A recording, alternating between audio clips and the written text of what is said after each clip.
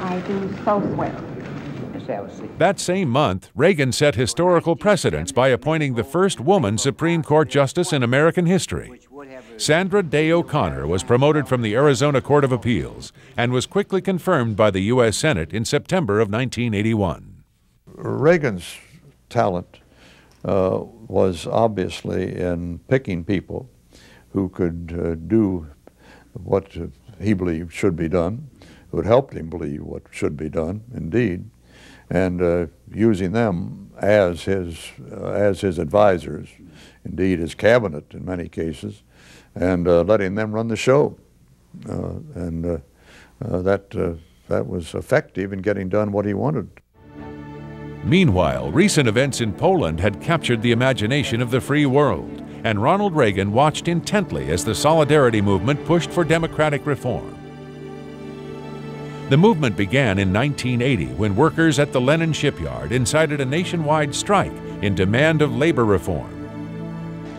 Led by Lech Walesa, the workers formed the Solidarity Union and compelled the Polish government to sign an unprecedented agreement granting new rights to Polish workers.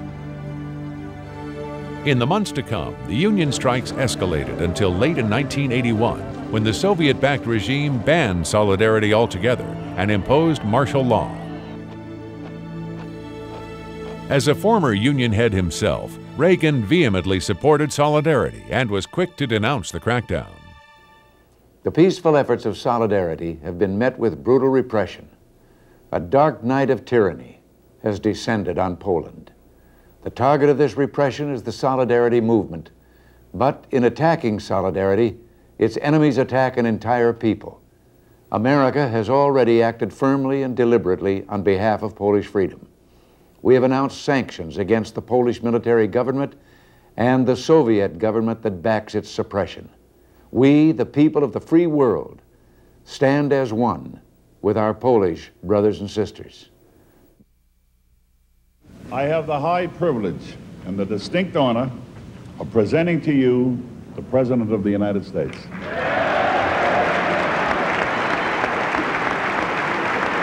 Thank you very much.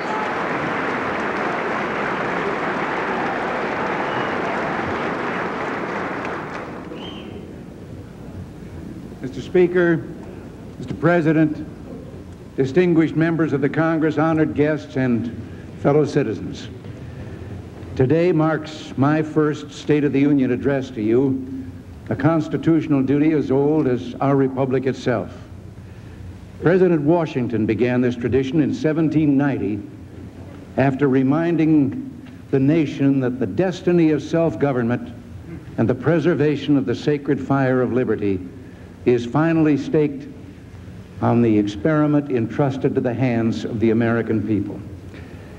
For our friends in the press who place a high premium on accuracy, let me say, I did not actually hear George Washington say that.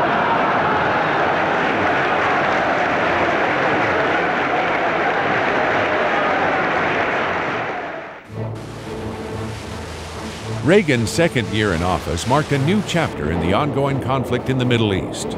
In June of 1982, Israel invaded its northern neighbor Lebanon in order to drive out the growing threat of Palestinian forces. Once again, Lebanon became a battle zone for warring factions, and once again the civilian population was caught in the crossfire. Committed to end the violence, President Reagan sent U.S. Marines into Lebanon to assist in a multinational peacekeeping force and urged Israel to withdraw. We must pave the way for withdrawal of foreign forces. The place to begin this task is in Beirut. We have agreed to form a new multinational force with the mission of enabling the Lebanese government to resume full sovereignty over its capital. For this multinational force to succeed, it is essential that Israel withdraw from Beirut. The whole world will be a safer place when this region, which has known so much trouble, can begin to know peace instead. Both our purpose and our actions are peaceful, and we're taking them in a spirit of international cooperation. So tonight, I ask for your prayers and your support as our country continues its vital role as a leader for world peace. Because of what happened in the surrounding political atmosphere in the the Arab-Israeli conflict, we became the targets instead of peacekeepers. This past Sunday, at 22 minutes after 6 Beirut time, with dawn just breaking, a truck, looking like a lot of other vehicles in the city, approached the airport on a busy main road. There was nothing in its appearance to suggest it was any different than the trucks or cars that were normally seen on and around the airport. But this one was different. At the wheel was a young man on a suicide mission. The truck carried some 2,000 pounds of explosives, but there was no way our Marine Guards could know this. Their first warning that something was wrong came when the truck crashed through a series of barriers, including a chain link fence and barbed wire entanglements. The guards opened fire, but it was too late. The truck smashed through the doors of the headquarters building in which our Marines were sleeping and instantly exploded. The 4-story concrete building collapsed in a pile of rubble. More than 200 of the sleeping men were killed in that one hideous, insane attack. Many others suffered injury and are hospitalized here or in Europe. We're a nation with global responsibilities. We're not somewhere else in the world protecting someone else's interests. We're there protecting our own. In a move to protect American interests in Latin America, President Reagan ordered the invasion of a tiny Caribbean nation called Grenada just days after the Marine barracks bombing. Grenada, we were told, was a friendly island paradise for tourism. Well, it wasn't.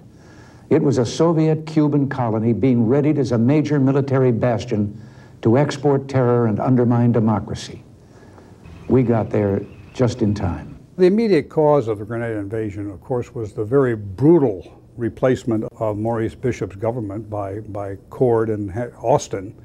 I mean, really of the most brutal type of just going in and murdering everybody, and I think that sort of shocked, certainly it shocked the Central American, the Caribbean community greatly. The Cuban presence on Grenada was disturbing, and of course you had a whole bunch of U.S. students down there in medical school, and they truly felt that they were in a hostage situation. And our number one objective in going in was really to rescue those American students, okay? Secondly, it was also to restore the remnants of the Maurice Bishop government and put them back in to be the legitimate government of Grenada. What if free people could live secure in the knowledge that their security did not rest upon the threat of instant U.S. retaliation to deter a Soviet attack, that we could intercept and destroy strategic ballistic missiles before they reached our own soil or that of our allies? That same year, President Reagan proposed the Strategic Defense Initiative, a plan to protect America from nuclear missile attacks by building a new space-based defense system, later dubbed as Star Wars. I am directing a comprehensive and intensive effort to define a long-term research and development program to begin to achieve our ultimate goal of eliminating the threat posed by strategic nuclear missiles. Ronald Reagan believed that anything that the mind of man could conceive, it could accomplish.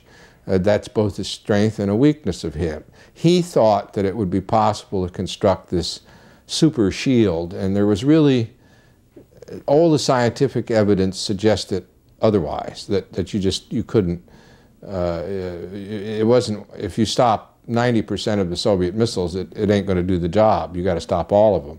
And nobody thought you could do that. But it had an impact. It had an enormous impact on the Soviet Union. For the past 20 years, we've believed that no war will be launched as long as each side knows it can retaliate with a deadly counterstrike. Well, I believe there's a better way of eliminating the threat of nuclear war. It is a strategic defense initiative aimed ultimately at finding a non-nuclear defense against ballistic missiles. It's the most hopeful possibility of the nuclear age.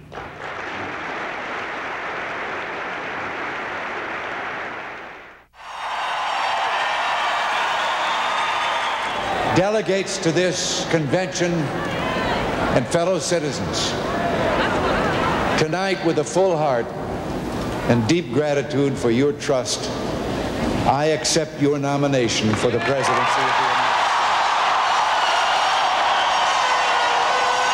1984 was an election year, and Reagan faced competition from former Vice President Walter Mondale, who broke new ground by choosing New York Congresswoman Geraldine Ferraro to be his running mate.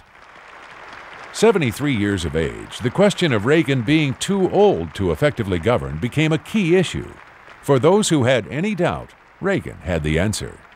I will not make age an issue of this campaign. I am not going to exploit for political purposes my opponent's youth and inexperience.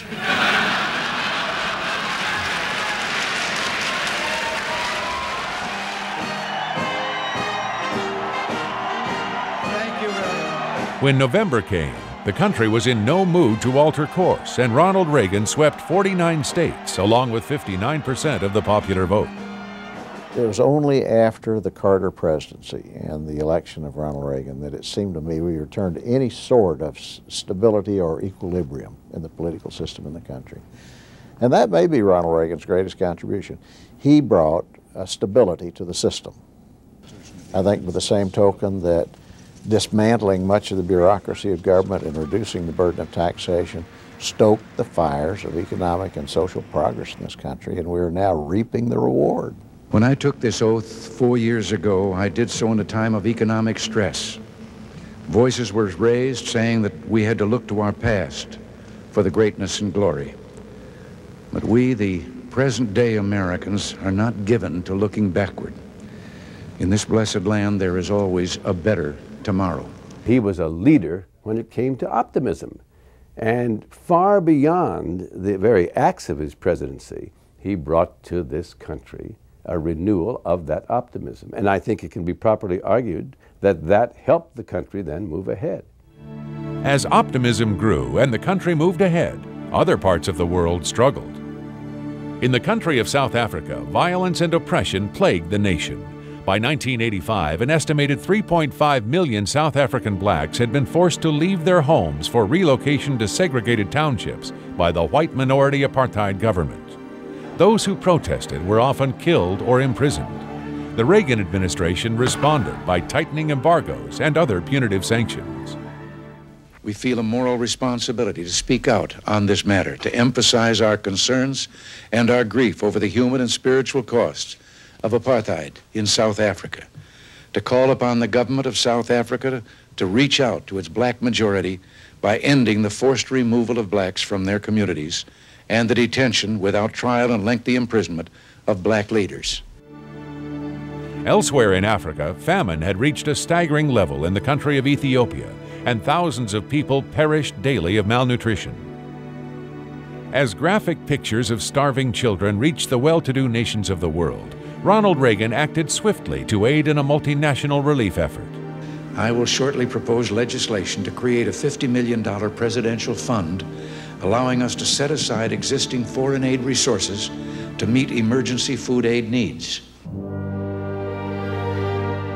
Closer to home, Reagan turned a watchful eye to the Central American country of Nicaragua, where the Sandinista government, led by Daniel Ortega, moved to expand its communist influence.